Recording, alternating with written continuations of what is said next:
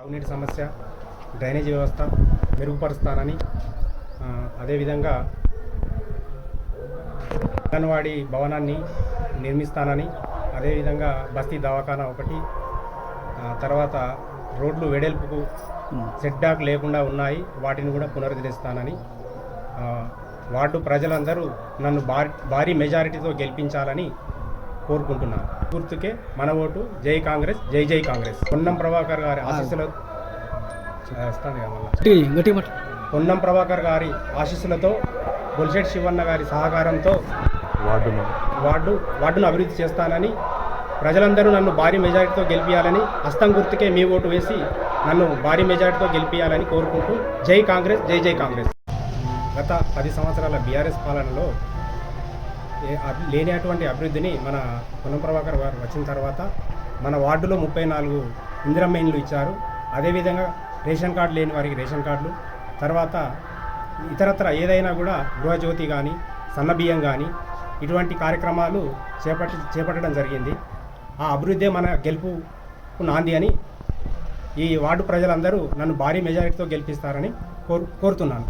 నిరుద్యోగులకు ఉపాధి అవకాశాలు అటువంటి ఇతరత్ర ఏవైనా చేస్తానని హామీ ఇస్తున్నాను. నమస్కారం.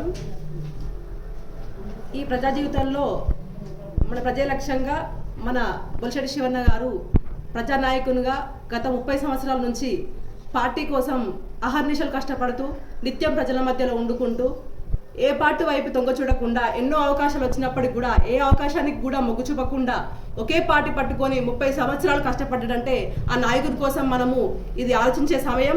ఖచ్చితంగా ప్రతి ఒక్క ప్రజలు ఏది మభ్యపెట్టినా కానీ, ఎవరెన్ని డబ్బులు ఇచ్చినా కానీ, డబ్బుకు కానీ మద్యానికి కానీ దేనిపై మొగ్గు చూపకుండా ప్రజానాయకుడు ఎవరు, అసలైన నాయకుడు ఎవరు అనేది ప్రజలు గుర్తించే సమయం ఇది.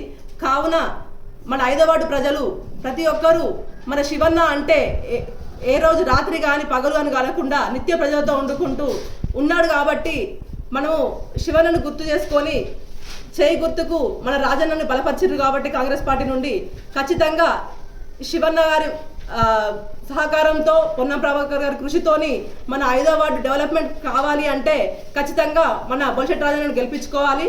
అదే కాకుండా గత ప్రభుత్వం ఏం చేసింది, ఇప్పుడు ప్రభుత్వం ఏం చేస్తుంది అనేది కూడా ప్రజలు ఖచ్చితంగా ఆలోచించాల్సిన విషయం. గత ప్రభుత్వంలో ఒక వార్డులో మినిమం 2 డబుల్ బెడ్రూమ్లు ఇచ్చిండ్రు అంతే. కానీ మన ప్రభుత్వం ఏం చేసింది, మన ప్రభుత్వం 30 ఇందిరం మిల్లులు ఒక వార్డుకి ఇచ్చిందంటే అది ఆషామాష విషయం కాదు.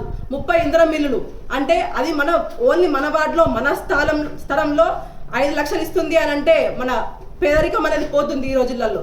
ఒక కాంగ్రెస్ పార్టీ అంటే పేదల పార్టీ, పేదరికాన్ని మొత్తము లేకుండా చేసే పార్టీ కాంగ్రెస్ పార్టీ. అదే కాకుండా ఒక పేదవాళ్ళు దొడ్డు బియ్యం తినకుండా సన్న బియ్యం తినాలనే కాన్సెప్ట్ తోని, పేదరికంని నిర్మూలించాలనే కాన్సెప్ట్ తోని మనకి సన్న బియ్యం ఇచ్చింది కాంగ్రెస్ పార్టీ.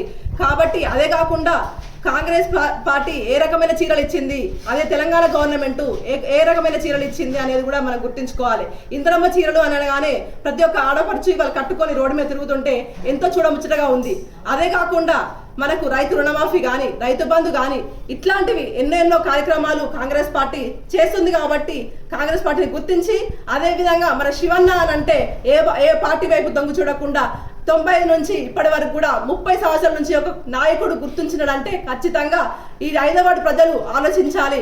గత ప్రభుత్వము రోడ్లు కూడా సరిగ్గా వేయించలేదు. ఆ రోడ్లు కూడా ఇరుకులాటం కోసం ఎన్నో గొడవలు అవుతున్నాయి. అది కూడా నిర్మూలము, వెడల్పు అవన్నీ కానీ ఈ శివన్న సహకారంతో, పునఃప్రభాకర్ కృషితో కానీ మన రాజన్న చేయిస్తాడు.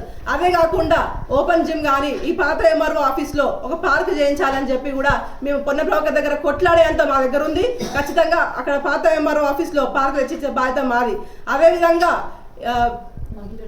మహిళలకు కుట్టి మిషన్లు కానీ, మహిళలకు ఉపాధి హామీ కల్పించడానికి కూడా మేము మా వంతు కృషి ఖచ్చితంగా చేస్తాం. విద్యాపరంగానే కాదు, వైద్యపరంగా కూడా మేము చేయడానికి ముందుగా ఉన్నాం. అదే కాకుండా మనము మున్సిపాలిటీ నుండి ఇదే 5వ వార్డులో చేయడం జరిగింది. మనము ఈ కాంగ్రెస్ పార్టీ అని చెప్పి అధికారం లేదని చెప్పి కూడా మనము ఓటమి జరిగింది. ఓటమి పాలు అయినప్పటికీ కూడా నిత్యం ప్రజల మధ్యలోనే ఉన్నాము. ఏ రోజు కూడా అయ్యో ఓటమి అయిందని చెప్పి కూడా ఏ రోజు వెనకాడలేదు. నిత్య ప్రజల కోసమే కొట్లాడే వ్యక్తి మన శివన్న. ఓడిపోయిన సానుభూతి ఉంటుందని మేము ఈ రోజు ఇంకా ప్రయత్నం చేస్తూనే ఉన్నాము. కాబట్టి ఈ 5వ వార్డు ప్రజలు మా మీద దయ చూపి మా నాన్నగారు బొలిశెట్టి శివయ్య గారిని ఈ ఒక్కసారి అవకాశం ఇచ్చి శివయ్య అనే వ్యక్తి ఈ వార్డు పరంగా ఇన్ని రోజులు మున్సిపాలిటీకి ఆయనకు 4 బిడ్డల కారణంగా అట్లాంటి అవకాశం రాలేదు. ఈసారి అవకాశం వచ్చినప్పటికి కూడా బీసీ రిజర్వేషన్ అని చెప్పి అక్కడ బీసీ రిజర్వేషన్ రాలేకపోయేసరికి ఇవాళ శివయ్య గారు ఏం చేయలేకపోయినప్పటికి కూడా మా అన్నని ముందుకు తీసుకొచ్చి వెనక నుండి నేను సహాయం చేస్తా, నువ్వు ముందుకెళ్ళు, నేను ఖచ్చితంగా నీ వెంబడి ఉంటా, ఈ వార్డు డెవలప్ చేయించే బాధ్యత నాది అని చెప్పి కూడా మా నాన్నగారు హామీ ఇవ్వడం జరిగింది.